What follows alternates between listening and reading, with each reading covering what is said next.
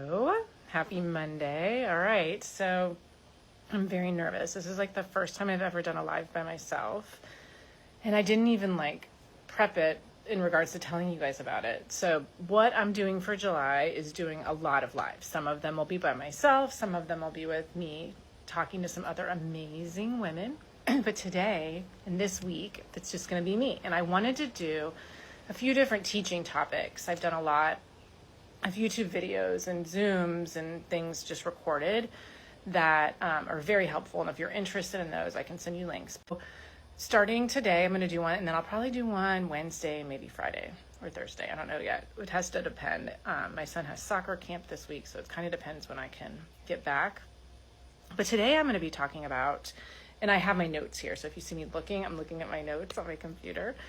We're going to be talking about taking your power back as a mom. So how to relieve some of that guilt, some of that burnout. That's a lot of what I'm hearing about recently. It's just the burnout, the exhaustion of being a mom, being tired, just done, right? Like you don't have it in you anymore to do anything else. So I'm going to give you a few different things to try and to think about to try to get some of that power back, to relieve some of that exhaustion, to relieve some of that overwhelm. So there's three things we're going to talk about today. So noticing when you're losing that power, how to shift from reacting to choosing, right? And then the final one is to create small little moments to reclaim that power, to reclaim that part of you. All right, so let's start to begin with. Let's start where you're losing it. When are you losing that power? When are you losing that ability to take control? Or when is that overwhelm setting in? When is that anxiety setting in? So one of the things you can do is grab your journal. If you have a journal, hopefully you do, because I think journaling is really a great way to reflect, process through things. So grab your journal. And I want you to think of these three things that you start to notice when you're losing or leaking that power, okay? So it starts with awareness. And so are you letting your kids' meltdowns or fights or arguing decide your mood or how your day is going to go? Okay, is that changing who you are when they start that negative decline with their behavior? The next question you can ask yourself is, are you saying yes to things that you do not enjoy, that drain you, just to avoid judgment or what people think of you? Are you like, okay, I'll do it, even if you really don't want to do it, right?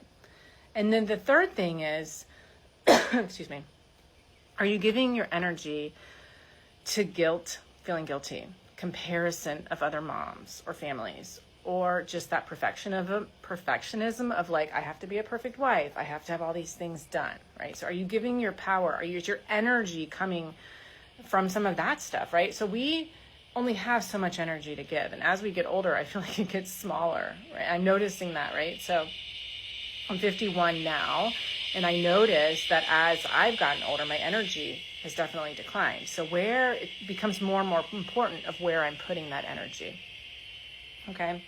So those are the questions to start asking yourself. So write those down, think about them if you're driving. So are you letting your kids decide your mood when they get into their moods? Are you saying yes to things you don't want to do? And are you giving your energy to guilt, comparison, perfection, any of those things? Okay, second thing, number 2, is how can you shift from reacting to things to actually choosing how things will go, okay?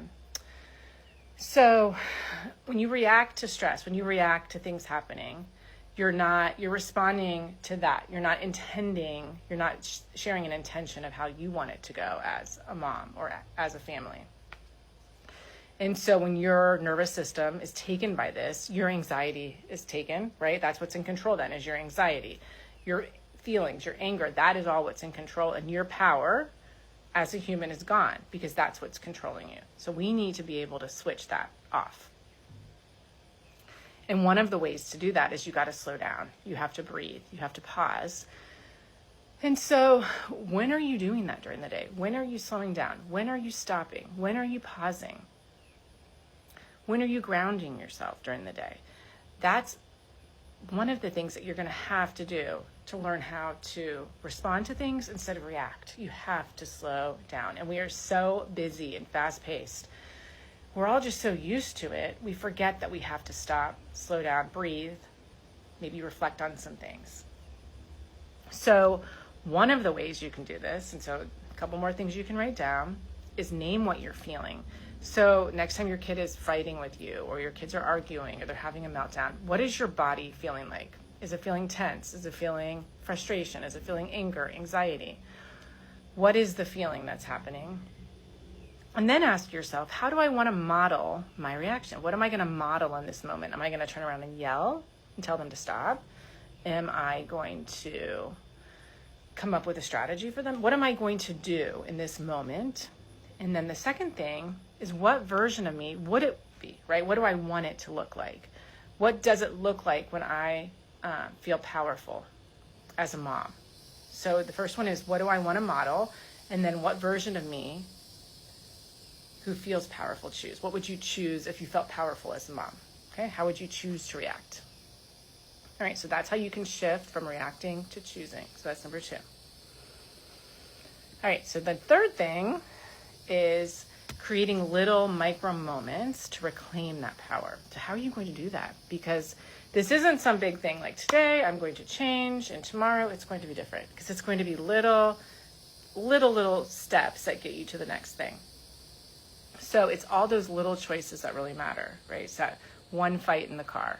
It's that one argument, sibling argument, and how you respond differently. And then you respond differently the next time, and then the next time. And that's whenever the pattern changes. It has to become a pattern and consistent. All right, so where are you going to start making those little micro moments of change?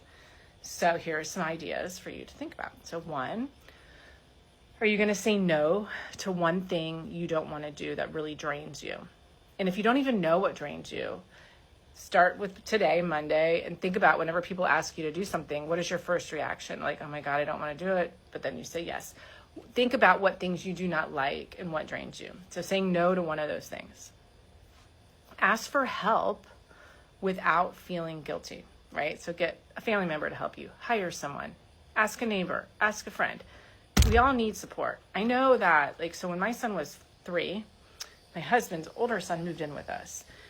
And I needed a lot of support. And I asked for a lot of support because I was very overwhelmed. I was very drained. I was all of the things. And I learned a lot at that time. And that's why I'm sharing this with you guys.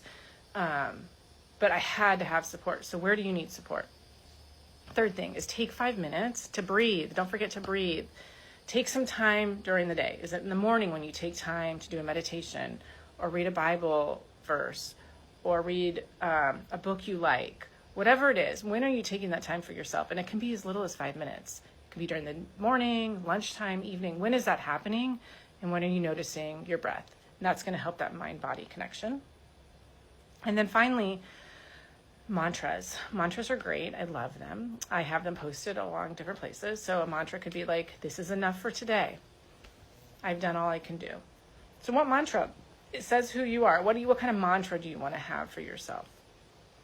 And then finally, okay, so let me go back through it really quick. So the 3 things we just talked about: where are you losing your power?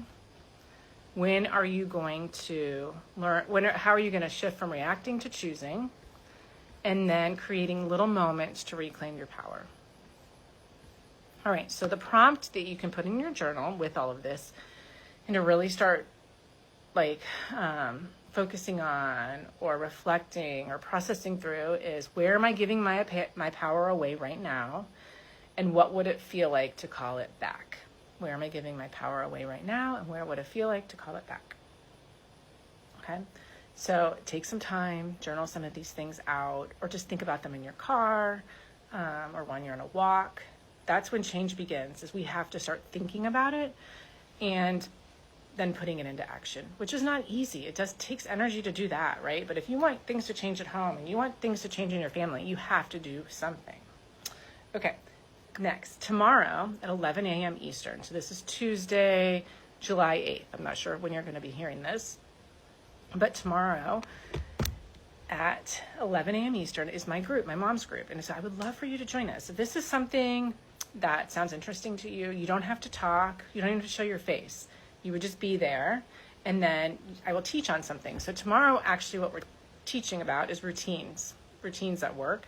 I'm going to be teaching on structure and how it helps kids feel safe, flexible routines, so flexibility and the structure, right? We have to kind of mix them in a very organized way. Transition tips for mornings, for meals, for bedtime. And then I'm going to share a tool called a family rhythm map. And then the goal of all of it is to bring flow into your home and into your daily routine. So that's tomorrow. It lasts about an hour. I'd love to have you join us. If you're interested, send me a message, and I will send you a link where you can join us. And so you can do this. You just might need support, and I'm here for you. I would love to support you. So if this was interesting to you, definitely give me some feedback. The more feedback I get, the more it's helpful for me to know what you're needing.